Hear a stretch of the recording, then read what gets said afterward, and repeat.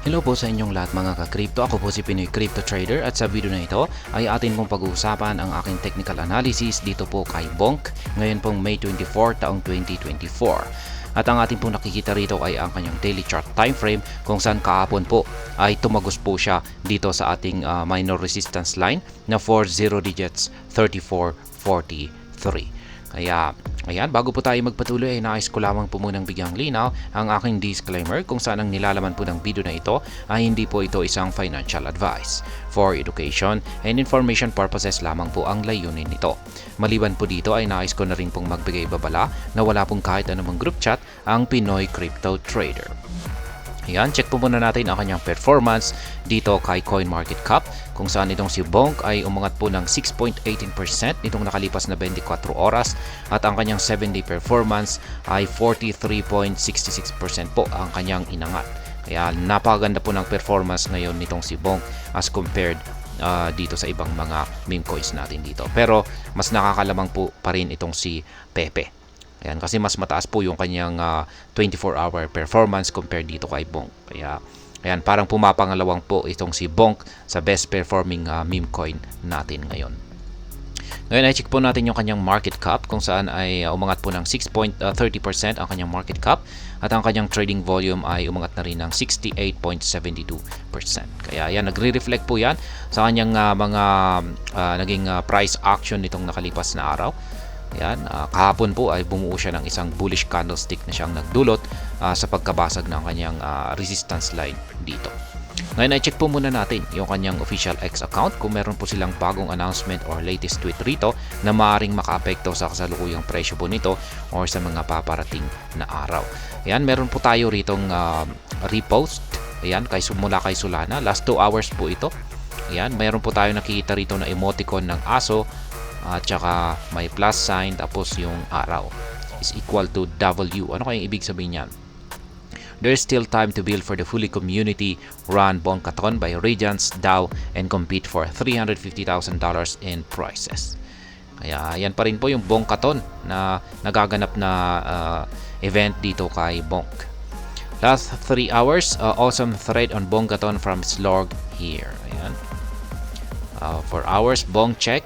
8 hours, look at the dog right here in the middle. Doesn't he look dapper? Ayan, yung nasa gitna raw, yung aso rito sa gitna. Ayan, ito po. Ayan, yung may tali sa ulo. Ayan. Yan po ay si Bonk.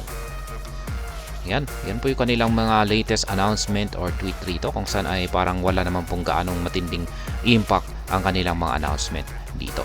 Ngayon ay balikan na po natin ang pag-technical analysis dito kay Bonk.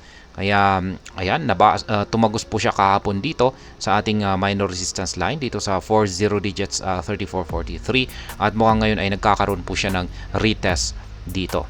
Yan, sinusubukan po niya itong i-retest kung matibay ba ito na launch pad. Yan, or gagamitin po niya ito na ayan, ito na po ay isang support line. Yan, gagamitin po niya itong susubukan niyong gamitin ito na launch pad. Pag sinabi po natin na launchpad ay dito po siya kukuha ng buwelo para ito ay magpatuloy sa kanyang pag-angat sa presyo. At kung nangyari po yan ay ayan, aakyatin po niya yung sunod na price target natin dito na 40 digits 4282.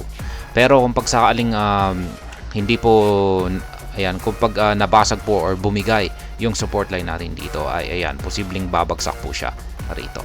Ayan, at maaari pang magkaroon siya ng correction dito hanggang dito sa support line natin dito, sunod na support line natin dito na 40 digits 2838. Pero possible po na hanggang dito lang siguro yan yung kanyang kung magkakaroon ng correction kasi kitang-kita naman po natin dito sa ating dalawang indicators na napaka-bullish po yung ating Hall Street indicator dito at maging yung ating QQE mode indicator. Bullish na bullish yung ating signal. Kaya base sa aking analysis ay mukhang mauuwi po ito sa rejection or correction dito sa support line natin. At ayan, tatalbog po siya rito. Pagkatapos niyan ay magpapatuloy po siya sa kanyang pag-angat sa presyo.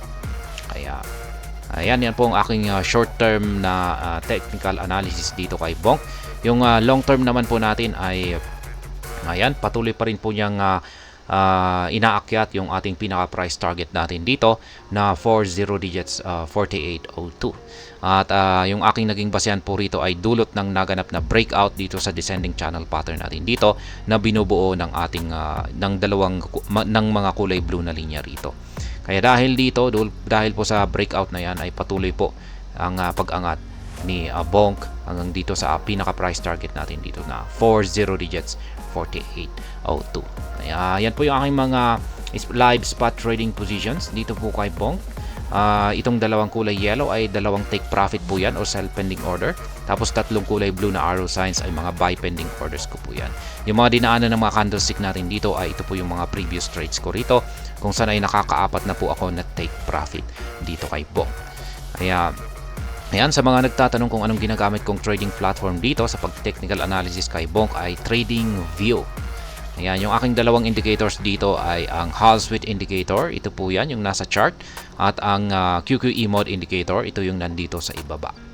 Kaya yan, check na lamang po ninyo ulit yung aking mga spot live trading positions para sa mga gustong gayahin or kopyahin yung aking live spot trading positions dito kay Bonk. At hanggang dito na lamang po tayo sa video na ito mga ka-crypto. Sana po ay inyong nagustuhan ang aking paliwanag sa video na ito.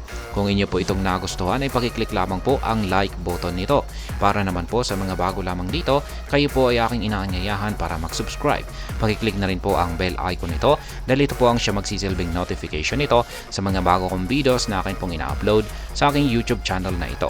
Marami pong salamat sa panonood. Ingat po tayo lagi at God bless po sa ating lahat.